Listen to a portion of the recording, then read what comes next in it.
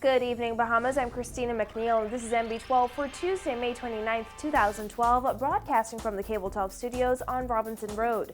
In news tonight, a gunman opens fire in a deadly nightclub shooting early this morning. Some Nassau Village residents claiming excessive use of police force as a result. The mother of a murder victim finds herself the victim of another crime, and Immigration and Foreign Affairs Minister Fred Mitchell discusses his ministry's plans. We have those stories and much more coming up tonight. Your MB12 starts right now.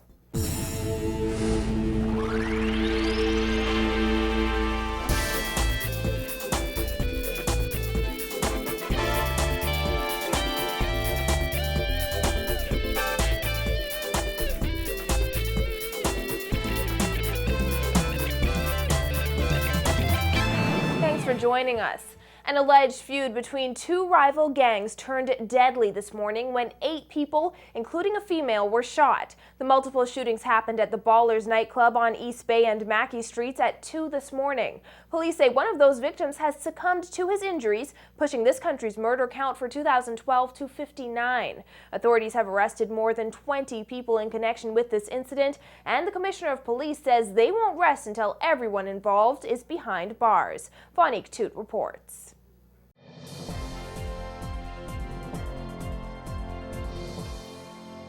Within 12 hours of this morning's multiple shootings, police had arrested 22 suspects, and they're searching for many more, including Julian Colley and Stephen Dye Stubbs. Officials say 8 people were shot here at the Ballers nightclub at 2 this morning.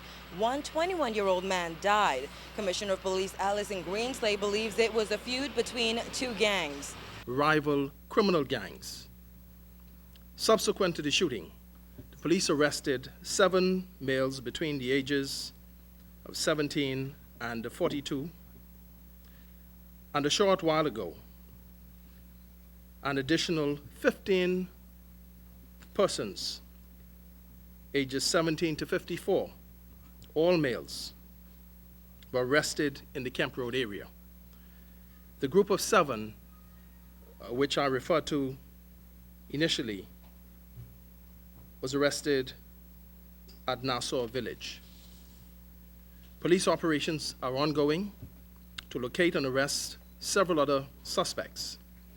These operations, members of the press, will continue well into the night. Stephen Dye Stubbs is well known to police. The 37-year-old has been charged with a number of murders and has several drug matters pending. The Ridgeland Park resident is currently on bail. The other man police are searching for is Julian Colley, also known as Heads. He is 34 years old and lives on Price Street, Nassau Village. Greenslade says there was more than one gun on the crime scene. 2 people are in critical condition. 5 others, including a woman, are in stable condition. At this point, police are not prepared to release the identity of the 21-year-old man who succumbed to his injuries. His death pushes this year's murder count to 59. That's 5 more murders than were recorded this time last year. The commissioner says this matter has their full and focused attention. We have relaunched in a new format, Rapid Strike, and the team of officers led by a seasoned officer who's present with us here this afternoon has been asked to seek out and arrest prolific offenders that continue to commit crimes in our communities, to seek out and arrest persons for whom warrants of arrest are outstanding, to seek out and arrest persons believed to be in possession of illegal weapons and illegal drugs. Greenslade says his team will do everything in its power to prevent further bloodshed as a result of this gang war. We are asking the public to please tell us if you see any groups moving about, if you hear any whispers about anything else that is about to happen, if you see anyone with a weapon, if you sense any tension in your particular community or any place that you are at, to please ring us, tell us about it so that we may send the appropriate response. The commissioner dismissed calls for curfews, insisting that we live in a vibrant democracy. However, he did appeal to bar and nightclub owners to shut their establishments down at a respectable hour. Otherwise, he says, authorities will revisit those licenses issued. Despite how unpopular it might be, we cannot allow business establishments to remain open into the wee hours of the morning, 3, 4, and 5 a.m., and attract the ilk of nefarious goons that seek to ply their criminal deeds while we're in our beds.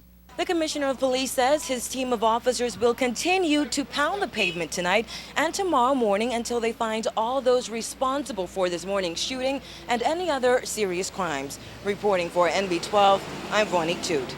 Well, the impact of this morning's shooting didn't end at that nightclub. Shortly after this morning's bloody incident, police allegedly raided a home in Nassau Village where family members of several of the men who were shot live. Irate residents lashed out, alleging that in the process, a child was injured, a family dog killed, and several others wounded. Jasmine Bonamy reports. The family inside this home say they woke up to a rude awakening after they allege that police entered their home with extreme force, frightening several people inside, including small children.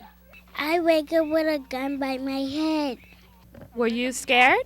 Yes, Mom. And how do you feel about how inside of your house looks right now? Really bad. And that was pretty much the story told by each of the children, who said they were in bed when police entered the home. Adults in the Price Street home say a slew of officers entered just before 7 a.m. The first hint was the sound of several gunshots being fired. They would later learn that one of their dogs was killed instantly while 2 others were injured. The dog's body was still in the front of the home this morning, while a trail of blood from another dog could be seen leading into the home.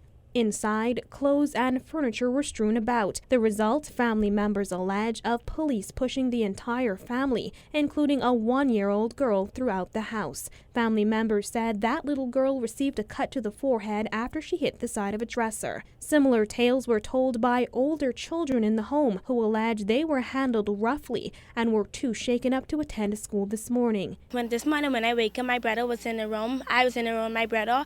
They pushed a gun to me and my brother, and I didn't like that.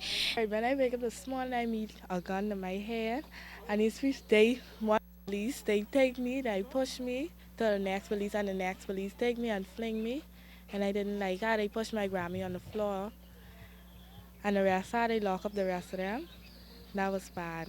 Homeowner and family matriarch Sarah Colley says the raid came at the worst possible time, as 3 of the 9 people shot during the incident in the nightclub were all her relatives. Her grandnephew Cordero Finley died shortly after the shooting. Colley says it feels like her family is being victimized. NB12 understands that a special team consisting of DEU, firearms, CDU, and SWAT officers took part in this morning's incident. Colley says in all, 5 young men were hauled out of the home by police. She says they were all related to her 3 grandsons who were shot at the nightclub, and she can't imagine why police would take the boys into custody.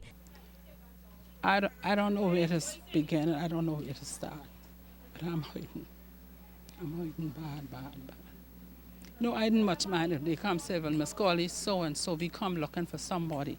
I would invite them in. Come inside, sweetie. Come inside. Come inside. Okay, you say you come. But not open it up here to tell them right now, I'm scared to live in this house anymore because they are my protection. In the night, if you come in the night, you're going to hear them back and you could afford to look outside. There's somebody out there. Girl, the hurricane will pass and do a place like that. You think they got to do things like that? It's a way to do things. Now the family says they aren't exactly sure what they'll do next, but they say their first priority is caring for those young men still fighting for their lives in hospital. Reporting for NB12, I'm Jasmine Bonamy. Well, we asked Commissioner Greenslade about Ms. Colley's allegations today. He refused to comment outside of saying that he had heard from her and encouraged her to file a complaint with the Police Complaints and Corruption Unit. Well, a 28-year-old Andros Avenue resident is the man police believe is responsible for the May 19th stabbing death of Jeremiah Williams. Scott Porter, set to appear before Chief Magistrate Roger Gomez today, was charged with Williams' death. According to initial police reports, shortly after 3 a.m. on May 19th, an incident occurred in the parking lot of the Independent Shopping Center, resulting in 3 men being stabbed. Williams succumbed to his injuries hours later in hospital. Porter, who was represented by attorney Jomo Campbell, will return to court on September 20th when he will be served with a voluntary bill of indictment. He has been remanded to Her Majesty's Prison until that date.